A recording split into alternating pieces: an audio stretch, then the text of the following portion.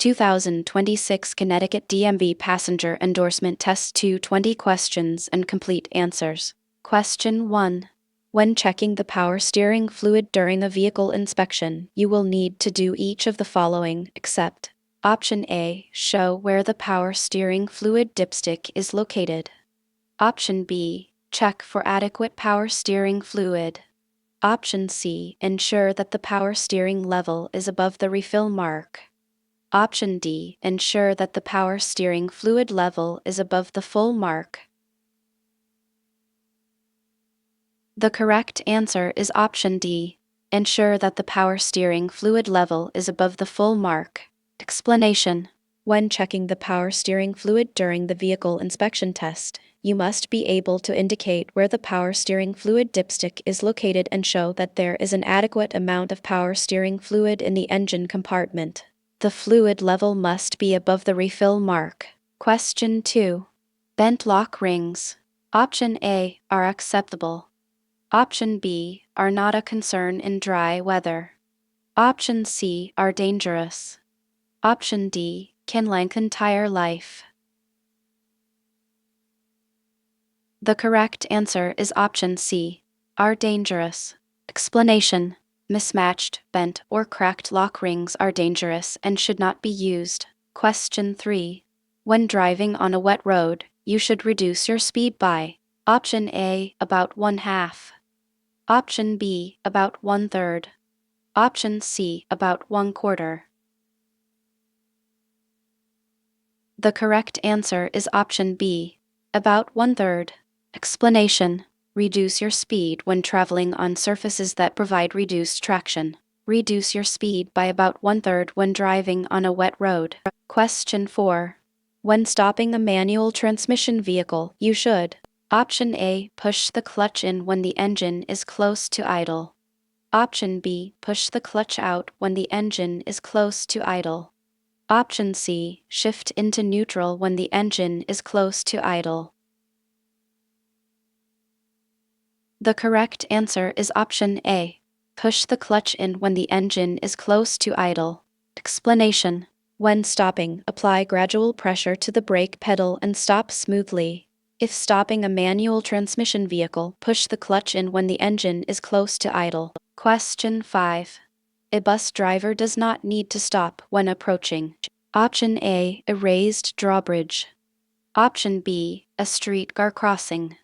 Option C. A railroad crossing. Option D. A stop sign. The correct answer is option B. A streetcar crossing. Explanation. When approaching a railroad crossing while driving a bus, you must stop between 15 and 50 feet from the nearest track to look and listen for any approaching trains. Only proceed once you are certain that there are no approaching trains. You do not need to stop at streetcar crossings if a police officer or flagger is directing traffic, if there is a green traffic signal at the crossing, or at crossings marked exempt or abandoned. Question 6. Cargo inside a trailer. Option A. Does not need to be secured. Option B. Should be stacked no taller than 3 feet high. Option C. Should be secured to prevent movement in transit. Option D. Should be loaded with the heaviest items on top of lighter items. The correct answer is option C. Should be secured to prevent movement in transit. Explanation. Cargo must be properly secured to prevent it from moving in transit. Loose cargo can be dangerous to the driver operating the CMV as well as to other road users. Question 7. Rust around wheel nuts may mean Option A. It has rained recently. Option B. The nuts could be loose. Option C. The tires should be replaced. The correct answer is option B. The nuts could be loose. Explanation. Rust around wheel nuts may mean that they are loose. Check the tightness of the nuts if you see any rust in the area. Question 8. Texting while driving is Option A. Allowed if you are contacting your employer. Option B. Allowed when driving on rural roads. Option C. Not allowed. The correct answer is option C. Not allowed. Explanation. Texting while driving is dangerous and is never permitted while operating a CMB. Question 9. When inspecting a power steering equipped vehicle, you should be sure that option A, the fluid is at the proper level. Option B, the hoses are connected to the battery. Option C, the hoses do not contain any fluid. Option D, only small leaks are present. The correct answer is option A. The fluid is at the proper level. Explanation. When inspecting a vehicle equipped with power steering, check the hoses, pumps, and fluid level. Be sure to check for and repair leaks before operating the vehicle. Question 10. An example of mandatory emergency equipment is option A, a supply of spare electrical fuses. Option B, a loud horn. Option C, a battery-operated flashlight. Option D, a supply of fireworks. The correct answer is option A, a supply of spare electrical fuses. Explanation. Mandatory emergency equipment includes at least one fire extinguisher, spare electrical fuses unless the vehicle is equipped with circuit breakers, and warning devices for parked vehicles such as reflective triangles. Question 11. To ensure you do not interfere with traffic while driving a heavy vehicle, you should option A, switch gears while driving uphill. Option B, try to pass other vehicles while driving uphill. Option C, stay in the right lane. Option D, ride the brakes while driving downhill. The correct answer is option C, stay in the right lane. Explanation. If the weight of your vehicle prevents you from matching the speed of surrounding traffic, you should stay in the right lane, if possible. Question 12. After picking up passengers at a stop, a driver should option A, allow the passengers time to sit or brace themselves before beginning to drive. Option B, honk their horn and re-enter traffic. Option C, begin driving as quickly as possible. The correct answer is option A. Allow the passengers time to sit or brace themselves before beginning to drive. Explanation. You should start and stop as smoothly as possible to help prevent passenger injury. After passengers have boarded your bus at a stop, you should allow them time to be seated or to brace themselves before you begin driving. Question 13. When inspecting your tires, you do not want to find option A, tire tread that is 4/32 of an inch deep. Option B, valve stems without damage. Option C, mismatched tire sizes. The correct answer is option C, mismatched tire sizes. Explanation. There should be at least 4/32 of an inch of tread depth in every major groove on front tires and 2/32 of an inch on other tires.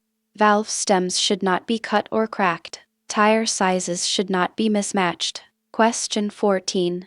Bridges usually option A, freeze, but only once the temperature drops significantly below 32 degrees Fahrenheit.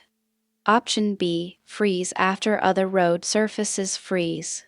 Option C, freeze before other road surfaces. Option D, have heaters to prevent them from freezing. The correct answer is option C, freeze before other road surfaces. Explanation. Bridges usually freeze before the rest of the road. You should be especially careful when crossing bridges if the temperature is near the freezing point. Question 15.